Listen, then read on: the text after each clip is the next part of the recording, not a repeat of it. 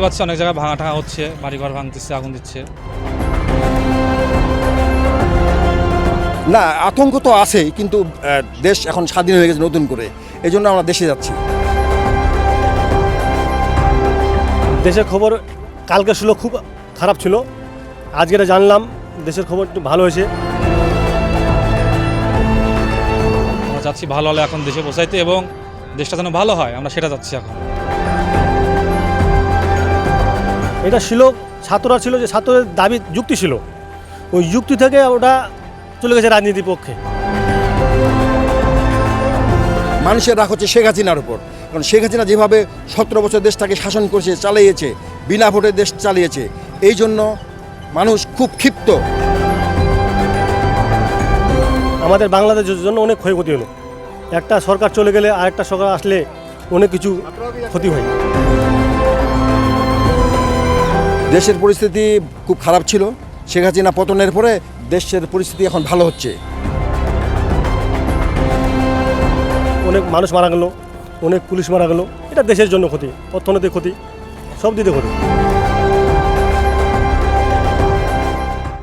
बङ्गलादेशको वर्तमान परिस्थितिलाई ध्यानमा राखेर सीमा इलाकामा व्यापक सुरक्षा व्यवस्था गरिएको छ। दुवै देशका नागरिकहरू कठोर सुरक्षा व्यवस्थाबीच फुलबारी भारत बङ्गलादेश सिमानाबाट आवाजाही गरिरहेका छन्। सोमबारपछि आज बिहानैदेखि दुवै देशका नागरिकहरू सिमानाबाट आवाजाही गरिरहेका छन्। स्मरण रहोस्, छात्र आन्दोलनले अति उग्र रूप लिएपछि शेख हसिनाले सोमबार बङ्गलादेशको प्रधानमन्त्री पदबाट राजीनामा दिएपछि देश छाडेकी छन्। यसपछि बङ्गलादेशको विभिन्न ठाउँहरूमा प्रदर्शनकारीहरू देखा परेका छन्। यस्तो परिस्थितिमा भारत बङ्गलादेश सिमानामा स्थिति सामान्य रहोस् भन्ने उद्देश्य लिएर कडा सुरक्षा व्यवस्था अपनाइएको छ। यसैबीच देशमा भइरहेको उग्र प्रदर्शनपछि भारतमा आएको धेरैजसो नागरिकहरू आज बङ्गलादेश फर्किरहेको देखियो।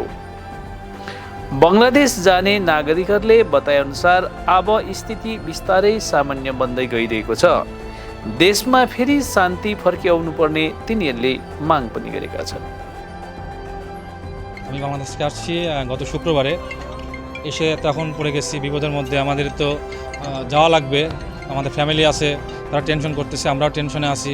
তো আমরা যাচ্ছি ভালো হলে এখন দেশে পৌঁছাইতে, এবং দেশটা যেন ভালো হয়, আমরা সেটা যাচ্ছি এখন, যাতে আমরা ভালো হলে পৌঁছাতে পারি, এটা নিশ্চয়তা যাচ্ছি আমরা।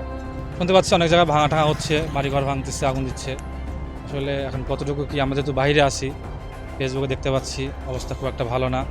তো আশা করি খুব তাড়াতাড়ি এটা সুস্থ হয়ে যাবে। আমাদের উদ্যোগকর্তা যারা আছে বা আমাদের নিরাপত্তা যারা আছে, তারা যেন এটা দৃষ্টি আকর্ষণ করে, যাতে ভালোভাবে আমাদের রাখে, যাতে আমরা দেশে সবাই মিলে বসবাস করতে পারি। দেশটা সবার, আমরা চাই দেশটা যেন শান্তি হোক। তখন তো মোটামুটি পরিস্থিতি ভালো ছিল, পরিস্থিতিটা খারাপ হয়েছে গত 2 দিন হলো। গতকাল প্রধানমন্ত্রী দেশ ছেড়ে চলে গেছে, তারপর থেকে এরকম হয়েছে। এটা আসলে রাজনৈতিক বিষয়টা তো আমি অত বলতে পারবো না। তো আমরা সাধারণ জনগণ, আমরা চাই যেই দেশে আসুক বা যেই থাকুক, আমরা শান্তি হলে সবাই মিলে বসবাস করতে চাই। হিন্দু, মুসলিম, বৌদ্ধ, খ্রিস্টান যাই আছি, সবাই মিলেমিশে দেশটাকে থাকতে চাই। আমরা তো দেশের মানুষ, আসলে জন্মভূমি, আমরা দেশে আসতে চাই না। আমরা চাই সবাই একসঙ্গে থাকতে, ভালোভাবে মিলেমিশে থাকতে চাই। এটা আসলে হচ্ছে কিছু কিছু জায়গায় হচ্ছে, সব জায়গায় হচ্ছে না। আর ভালো মন্দ মিলেই মানুষ, খারাপ কিছু লোক তো অবশ্যই আছে, তারা এগুলো করছে। এর মধ্যে ভালো লোকও আছে, অনেকে আছে মন্দির পাহারা দিচ্ছে। আসলে কি বলবো, আর এটা দুঃখজনক। আমরা চাই দেশটা যেন শান্তি আসুক। নতুন সরকার যেই আসুক, আমরা চাই হিন্দু মুসলিম সবাইকে নিয়ে দেশটা যেন শান্তি আসে, এটাই আমরা চাই, যাতে অরাজকতা কিছু না হয়, সেদিকে দৃষ্টি আকর্ষণ করছি। আমি আসলাম শিলিগুড়িতে আসছি, জি এখন ফিরে যাব বাড়ি পাবনাতে। হ্যাঁ, মনে শান্তি একটু। আমরা আশঙ্কা করছিলাম দেশে যেতে পাবো কিনা, কোনো গাড়ি ঘোড়া চলবে কিনা। যাক, যেটা হচ্ছে দেশের জন্য ক্ষতি হয়েছে, দুঃখজনক, এখন সেটা হচ্ছে মানতে হবে। এবারে আমি ছিলাম 6-7 দিন ছিলাম, না আটকে ছিলাম না, এখানে ঘোরাফেরা করছিলাম, কাজে করছিলাম, এখন কাজকাম সেরে নিলাম। এখন আমি সিদ্ধান্ত নিলাম যাই, দেশের পরিস্থিতি কী দেখি। মনটা ভালো লাগে না, দেশের বাবা মা আছে, অনেক কিছু আছে। দেশের খবর কালকে ছিল খুব খারাপ ছিল, আজকে জানলাম দেশের খবর একটু ভালো হয়েছে, গাড়ি ঘোড়া চলার অনুমতি দিছে, সব সমাধান হবে আর কি, এটাই আশা করছি। খারাপ হলো, দেশের জন্য ক্ষতি হলো, আমাদের বাংলাদেশের জন্য অনেক ক্ষয়ক্ষতি হলো। একটা সরকার চলে গেলে আরেকটা সরকার আসলে অনেক কিছু ক্ষতি হয়। আর ওই জন্য ক্ষতিটা হওয়ার জন্য আমাদের বাংলাদেশের ক্ষতি, অনেক মানুষ মারা গেল, অনেক পুলিশ মারা গেল, এটা দেশের জন্য ক্ষতি, অর্থনৈতিক ক্ষতি, সব দিকে ক্ষতি। এখন আন্দোলনটা ছিল, এটা রাজনীতির মধ্যে চলে গেছে। এটা ছিল ছাত্ররা ছিল, যে ছাত্রদের দাবি যুক্তি ছিল, ওই যুক্তি থেকে ওটা চলে গেছে রাজনীতির পক্ষে। এই রাজনীতির পক্ষে সামলানো সম্ভব ছিল না। এটা দুঃখজনক, এটা অন্যায় হয়েছে। আমি যতটুকু জানি আমাদের সরকার যেটা বলছে, সেনাবাহিনী প্রধান বলছে, আমাদের যে রাষ্ট্রপতি মহামান্য রাষ্ট্রপতি বলছে, এটা কোনো মতেই সংখ্যালঘুদের কোনো আক্রমণ হবে না, কোনো করা যাবে না। আমাদের বাংলাদেশ বিভিন্ন দল আছে, দলগুলো বলছে সংখ্যালঘু কোনো হামলা এখন হয় না আর হবে না, আশা করা যায়। কিন্তু হচ্ছে তো। হচ্ছে এটা দুঃখজনক। মানে এখন অনেক নেতার, আওয়ামী লীগের নেতার মন্ত্রী গাড়ি ঘোড়া ভাঙছে, এটা হইলেও দুঃখজনক, না হলেই ভালো। আমি শিলিগুড়ি ছিলাম। বাড়ি আমাদের বাংলাদেশ, ঠাকুরগাঁও। না, আতঙ্ক তো আছেই, কিন্তু দেশ এখন স্বাধীন হয়ে গেছে নতুন করে, এই জন্য আমরা দেশে যাচ্ছি। দেশের পরিস্থিতি খুব খারাপ ছিল, শেখ হাসিনা পতনের পরে দেশের পরিস্থিতি এখন ভালো হচ্ছে।